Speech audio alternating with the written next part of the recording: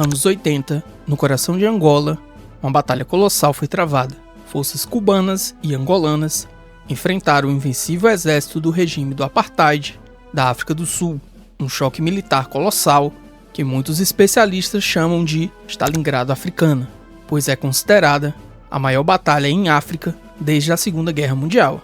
Hoje vamos analisar o que realmente aconteceu nesta batalha, frequentemente esquecida pela mídia ocidental. Para compreender a magnitude da Batalha de Cuitucanavalli, precisamos voltar a Angola pré-independência em 1961.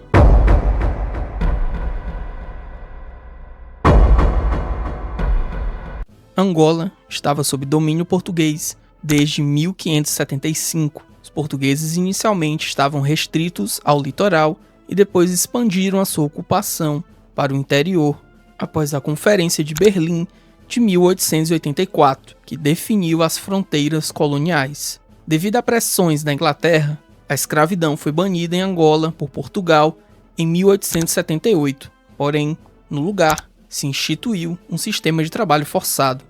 Este sistema obrigava os angolanos considerados desocupados a trabalhar compulsoriamente nas duas principais atividades econômicas da Angola portuguesa, na extração de diamantes e nas fazendas de café. A luta contra o trabalho forçado foi uma das principais pautas de três grupos distintos que se organizaram para lutar pela independência de Angola, que são eles: MPLA, Movimento Popular de Libertação de Angola, fundada em 1956 pela união do PLUA e do MA. Era liderado por Agostinho Neto, de orientação marxista, tinha uma base urbana, interétnica, mestiços, assimilados, brancos e ovibundos de Luanda. Era o mais bem organizado dos três, recebia apoio da União Soviética e depois de Cuba.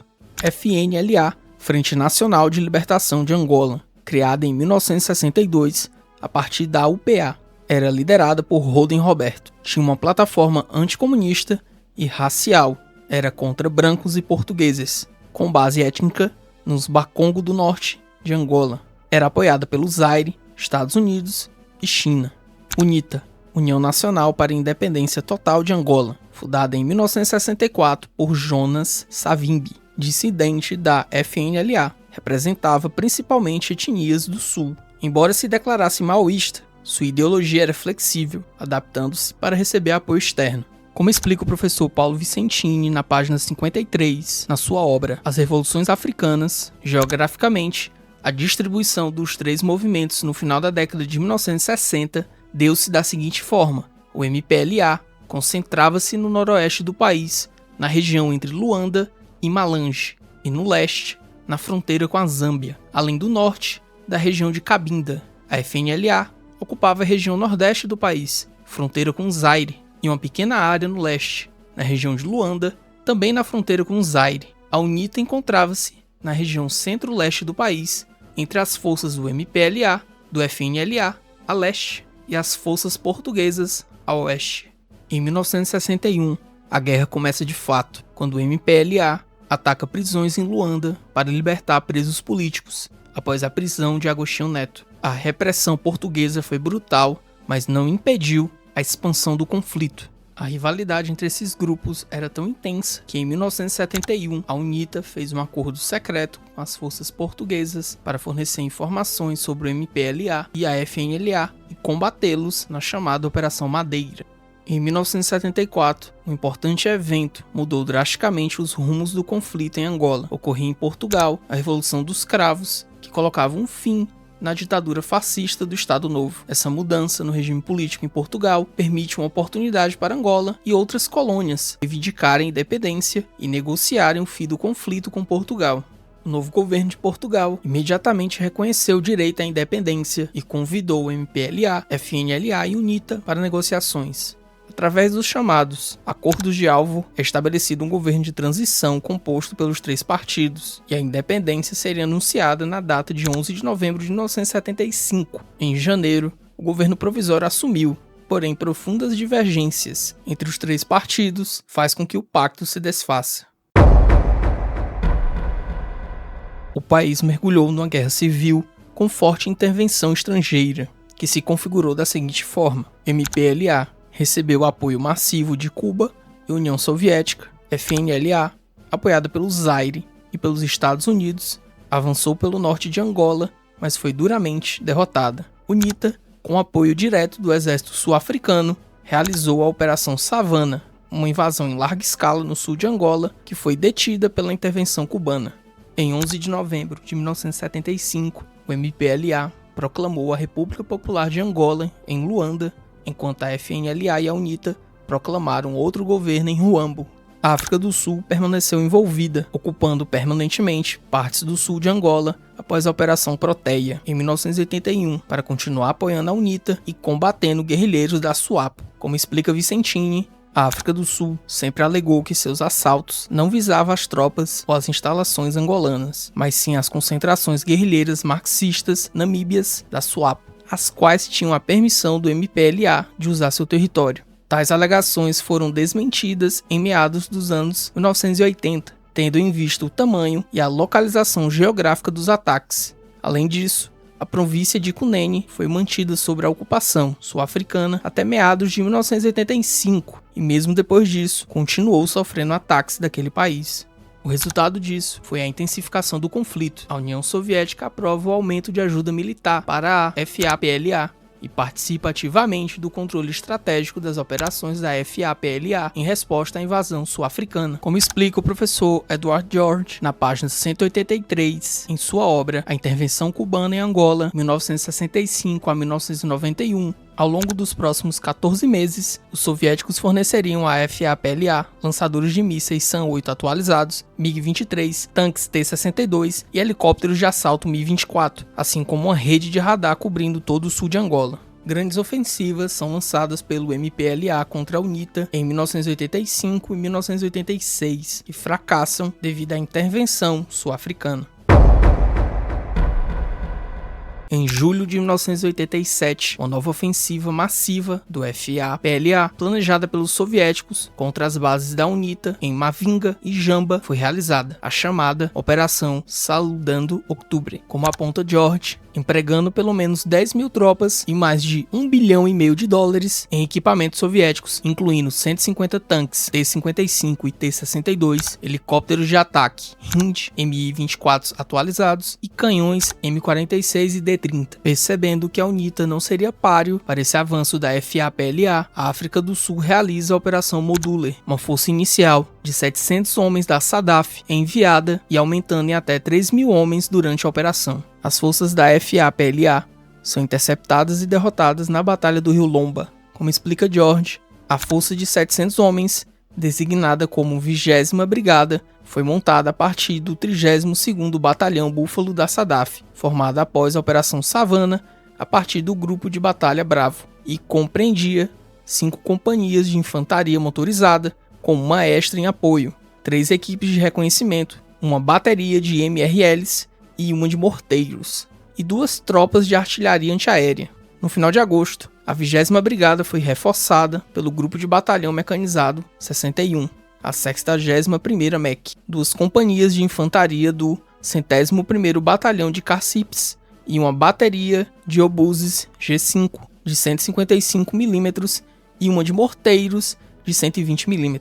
Em 3 de outubro, a 47ª Brigada da FAPLA é praticamente obliterada, perdendo mais de 600 soldados e 127 tanques, veículos blindados e outros veículos. As forças sobreviventes começam a retirada caótica e desesperada em direção à sua base avançada em Cuituquanavale. A situação se torna crítica, já que as tropas em retirada estavam sob constante perseguição e bombardeamento da SADF e da UNITA. A dimensão da humilhação foi tamanha que a FAPLA foi forçada a pedir um bombardeio no campo de batalha para destruir o equipamento operacional que foi abandonado para não cair nas mãos inimigas, o que depois se mostrou ineficaz.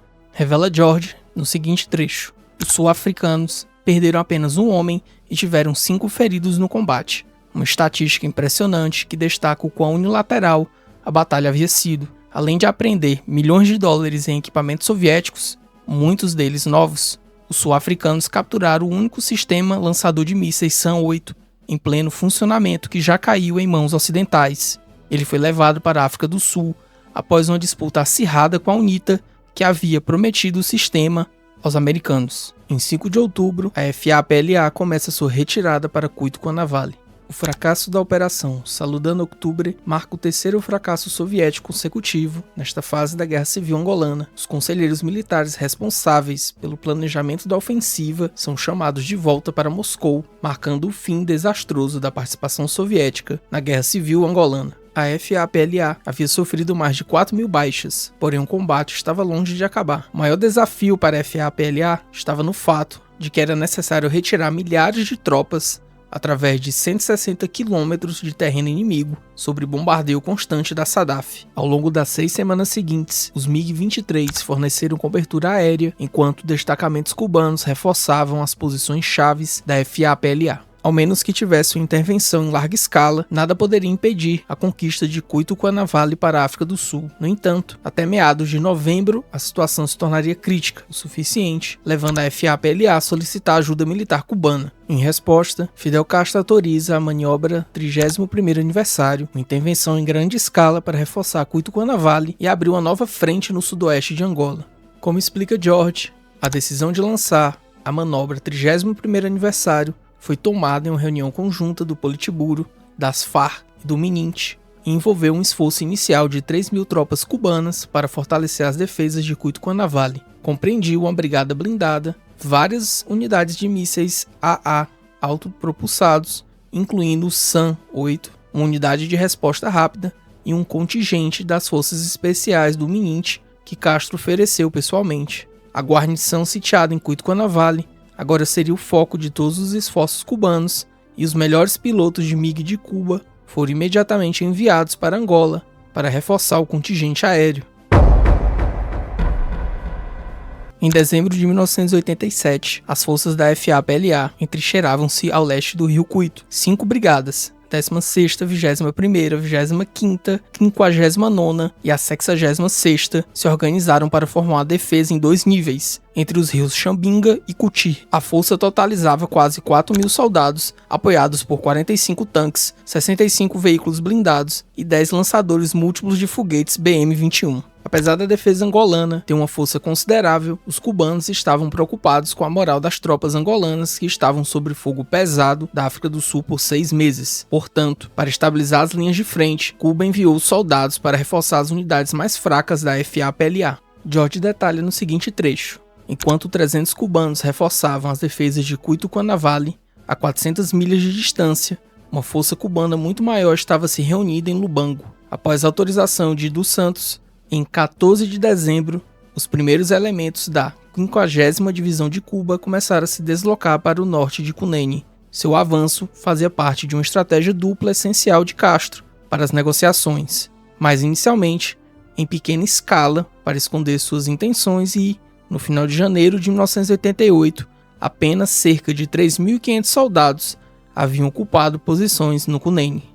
Para Fidel era questão de apenas algumas semanas para que a SADF tentasse conquistar Cuito-Cuanavale, o que fez ele recusar diversos pedidos de retirada de Cuito. No final, seu instinto se provou correto. Entre 13 e 14 de janeiro, a SADF inicia a Operação Rupert com o objetivo de obliterar todas as forças da FAPLA a leste de Rio Cuito. O 4º SAI, apoiado pela 61ª Mecanizada, e o 32º Batalhão ataca as posições da 21ª Brigada da FAPLA. Citando agora a obra do jornalista e oficial de reserva Leopold Schultz, chamada A Batalha de Cuito-Cuanavale, na página 38 temos: em detalhes, o 32º Batalhão foi retirado para uma operação clandestina a oeste do Cuito para cortar as linhas de suprimento do inimigo, uma operação que, no entanto, foi conduzida com força e vigor insuficientes para causar um impacto significativo. Esta foi a única concessão dos generais à pressa repetida na linha de frente para mudar o ponto de ataque da operação para o oeste de Cuito. Em poucas semanas,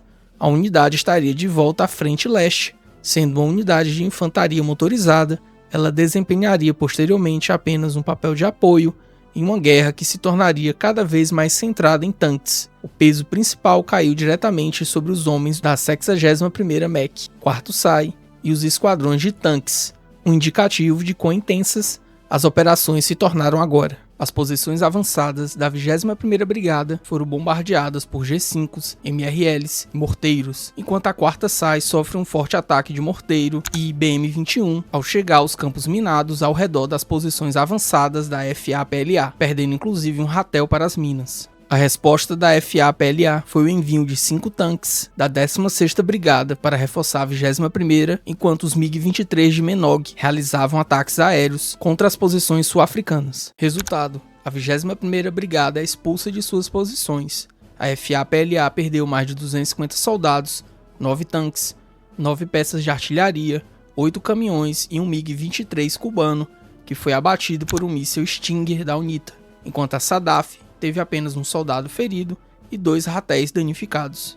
Apesar do sucesso, os sul-africanos não puderam continuar o combate, pois precisavam reabastecer e um grave surto de hepatite afligiu as tropas. Então, na noite do dia 14 de janeiro, eles se retiraram até a posição elevada de Xambinga, deixando para a UNITA a tarefa de combater a FA-PLA nas posições abandonadas pela 21ª Brigada. Sobre a resposta cubana ao quase desastre do dia 13 de janeiro, George comenta: Castro ordenou que todas as forças da FA-PLA a leste de Cuito-Cuanavale se retirassem para as posições mais próximas do rio, reduzindo seu perímetro defensivo e a probabilidade de uma ruptura, enquanto a maior parte da artilharia foi movida para os terrenos altos a oeste do rio, onde estava fora de alcance dos sul-africanos e tinha uma excelente visão de área de batalha. O plano de Castro não foi bem recebido pelos comandantes em Cuito-Cuanavale, que temiam que pudesse provocar uma corrida em pânico em direção ao rio, e eles, em vez disso, começaram a planejar uma retirada geral para Menog, algo que Castro categoricamente se opôs.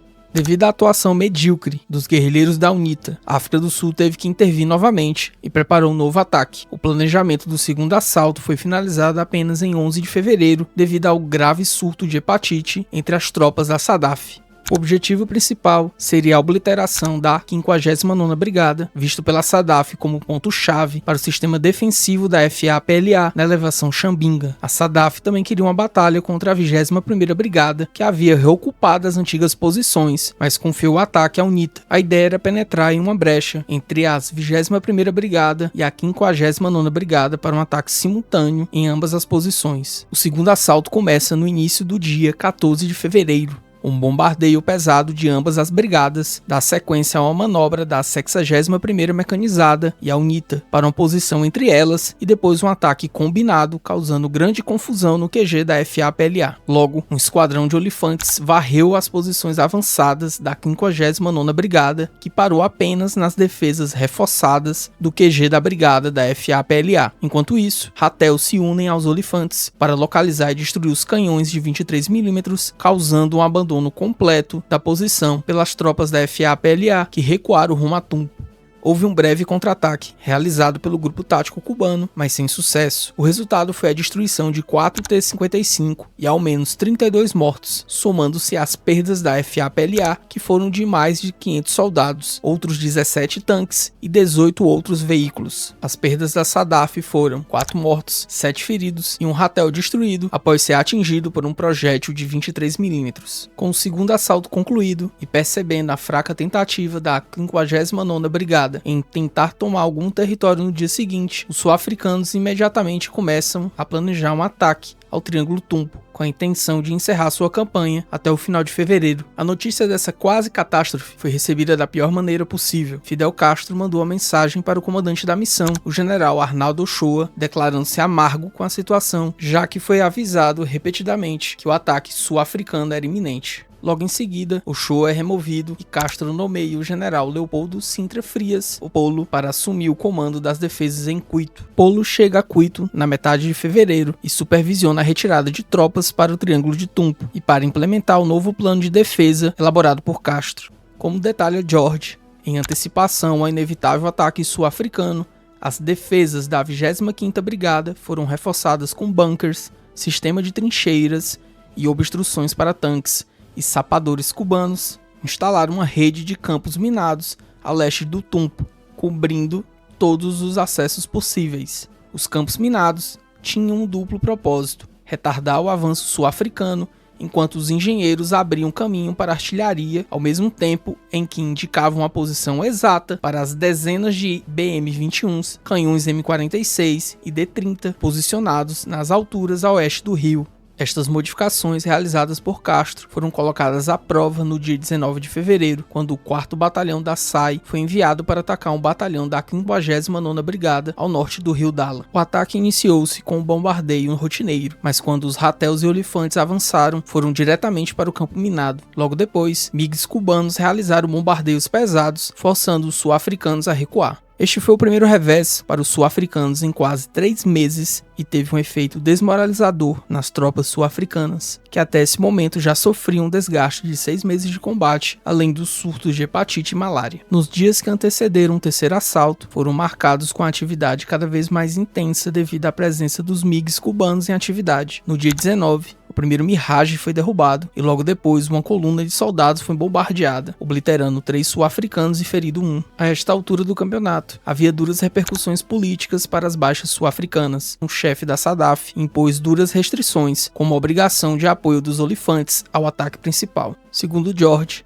o plano sul-africano se organizou da seguinte maneira. Em 22 de fevereiro, a 61ª MEC foi escolhida para liderar o assalto, com a 4ª SAI e uma pequena força de flanco atuando como reserva. O assalto seria precedido por ataques simulados pelo 32º Batalhão e pela UNITA para confundir os defensores. E, uma vez que as posições da 59ª Brigada tivessem sido capturadas, todas as forças convergiriam para a 21ª Brigada e possivelmente até a própria ponte. Sabia-se que as tropas da FAPLA estavam desmoralizadas e esperava-se que um ataque às suas posições finais quebrasse sua vontade de continuar lutando. As forças sul-africanas se posicionaram no dia 24, quando as tropas da 59ª Brigada da FAPLA receberam ordens para iniciar sua retirada através do rio Cuito, exatamente quando as forças sul-africanas se preparavam para o ataque. Para cobrir a retirada, um batalhão da 59ª Brigada permaneceu nas suas posições. As posições sul-africanas são denunciadas quando a 61ª Mecanizada foi direto na zona minada. O primeiro tanque a detonar uma mina foi o do comandante, e outros 2 também detonaram mais minas. Com as posições reveladas, a artilharia cubana respondeu com uma barragem devastadora, utilizando a M46 e BM-21, enquanto os MiGs cubanos realizaram o primeiro dos 70 ataques aéreos realizados naquele dia. Os engenheiros sul-africanos tiveram dificuldade para limpar os campos minados sob o fogo intenso. Com dificuldade, eles conseguem se unir à UNITA e ao 32º Batalhão. No entanto, ao chegar às trincheiras da FAPLA, descobrem que estas já tinham sido abandonadas e, para piorar a situação, os sul-africanos detonam o segundo campo minado, destruindo um outro Olifante e um Ratel, ocasionando em mais baixas. Quando os sul-africanos chegam nas principais posições da FAPLA, o sol começa a se pôr, brilhando diretamente nos olhos de seus artilheiros. Não tendo mais opção, o comandante sul-africano pede permissão para se retirar, embora inicialmente seja ordenado para a 61ª Brigada Mecanizada manter posição para um ataque noturno, o bombardeio contínuo e problemas mecânicos forçam a retirada da SADAF por completo. O terceiro ataque é avaliado por George da seguinte forma. O fracasso do terceiro ataque sul-africano provou seu ponto de virada da Batalha de Cuito-Cuanavale, elevando o moral decadente da FAPLA e trazendo o avanço sul-africano ao impasse. Embora a FAPLA tivesse novamente sofrido pesadas perdas, com 172 mortos entre os combatentes da FAPLA e 10 cubanos, e pelo menos 7 tanques destruídos, a retirada para o Triângulo de Tumpo havia sido concluída, e as tropas simultaneamente repeliram o ataque sul-africano, seu primeiro sucesso após quase 5 meses de desastre. 2 dias depois, Castro enviou uma mensagem de congratulações aos homens da 59ª e 25ª Brigadas, elogiando-os pela ordem com que realizaram a retirada sob fogo e lembrando-os de que havia sido ideia dele desde o início. As defesas FAPLA cubanas haviam agora alcançado suas posições finais, com 4 brigadas, mais o regimento cubano, protegendo a cidade nas margens ocidentais do rio, e a 25ª Brigada e o 3º Batalhão de Tanques defendendo a cabeça de ponte de Tumpo. Para SADAF, o terceiro ataque não foi um fracasso total, já que forçou a retirada das forças restantes da FAPLA da região, com exceção da 25ª Brigada, para o leste do rio Cuito. Porém, as baixas significativas sofridas, como 2 homens mortos, dezenas de feridos, 4 tanques, um Ratel destruído e outros 4 veículos destruídos, deixaram o comando da SADAF alarmado. A situação para Saddaf era crítica, já que a 20ª Brigada estava programada para ser desmobilizada no final do mês. Este fato pressionou para um rápido planejamento que foi finalizado em 28 de fevereiro.